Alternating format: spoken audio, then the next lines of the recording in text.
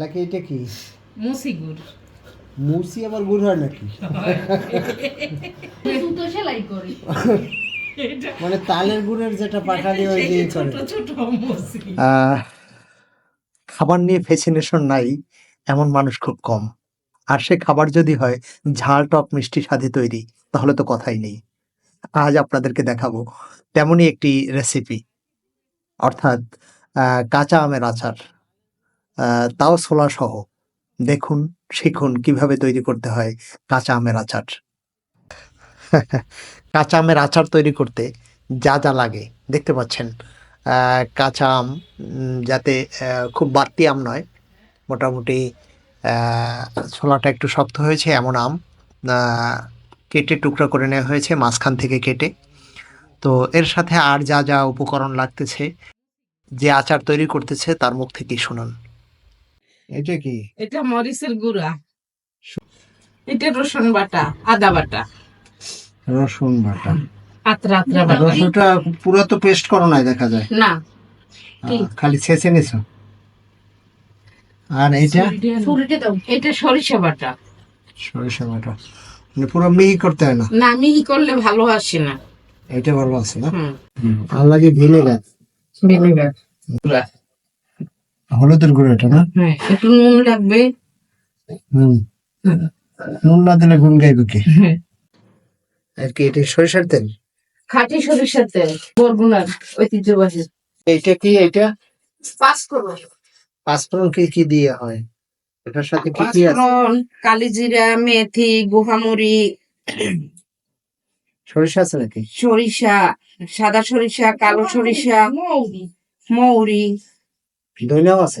ধনিয়া, সব মিলিয়ে পাঁচফোড়ন। এখন চুলা জ্বালানো হচ্ছে, এখন সরিষার তেল দেওয়া হবে। কয় কেজি আমে কতটুকু সরিষার তেল দিতে হয়েছে? 2 কেজি আমে আধা লিটার তৈরি।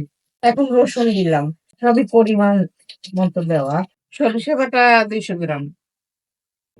এখন দিলাম গুড়, গুড় কত? এখানে আধা কেজি হবে? গুড় আধা কেজি। খেতে ঢেলে দাও না। হ্যাঁ দাও, ঢালো, আমটা ঢেলে দাও। আম দেওয়া হচ্ছে। চুলার আঁচটা একটু কমিয়ে আস্তে আস্তে নাড়া দিতে হবে। পানি দেওয়া যাবে না, পানি দেওয়া যাবে না। এখানে একটু সিরকা ব্যবহার করব।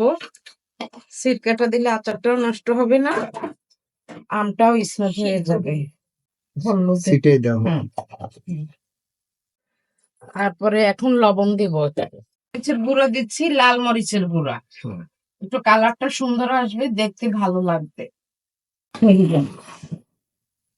এখন চুলার আঁচটা কমিয়ে দিতে হবে। এখনই তো স্মেল বের হয়ে গেছে। এখন 2টা এলাচ দিতে হবে, একটা দারচিনি দিতে হবে, 2টা তেজপাতা দিতে হবে। দিয়ে একটু নাড়া দিতে হবে, নাড়াই রাখতে হবে। তারপরে একটু সিরকাও দিতে হবে। সিরকাটা আমি আগে একটু ব্যবহার করেছি, কিন্তু এখন আবার একটু দিলাম। যে মরিচটা ভেজে রাখছি সেটা অর্ধেক পরিমাণ দিয়ে দিচ্ছি ছিটিয়ে, তাহলে একটু ভিতরটা ঢুকবে। আর অর্ধেক পরিমাণ পাঁচফোড়ন দিয়ে দেব।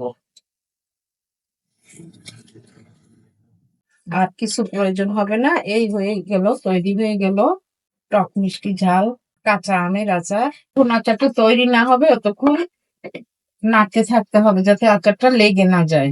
আচারটা লেগে গেলে তিতা তিতা লাগবে, তখন টেস্টটা আর ভালো লাগবে না। তারপরে আমটা এইভাবে 3-4 দিন একটু রৌদ্র দিতে হবে। রৌদ্র দিলে সংরক্ষণের জন্য ভালো হবে। আর মশলা, গুড়, সব যাবতীয় মশলা আমটার ভিতরে ঢুকবে। ঢুকলে আচারটা খেতেও ভালো লাগবে। রৌদ্র দিলে এই জিনিসটা আরো সূর্যের আলোতে, সূর্যের তাপে সব জিনিসই একটু ভালো থাকে। সেই বাকি যে পাঁচফোড়ন এবং মরিচের গুঁড়োটা ছিল সেটা এখন এটার ভিতরে আমরা দিয়ে দিলাম। এই আমার আমের আচার তৈরি হয়ে গেল।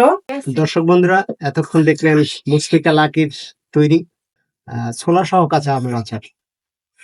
দেখতে মনে হচ্ছে যে অত্যন্ত সুস্বাদু এবং মুখরোচক একটা আচার হচ্ছে।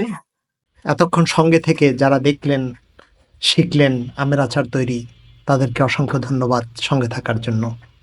আগামীতে আরও কোনো ভালো রেসিপি নিয়ে আসবো এই শুভকামনায় শেষ করছি আজকের আমের আচার কাহন। আল্লাহ হাফেজ।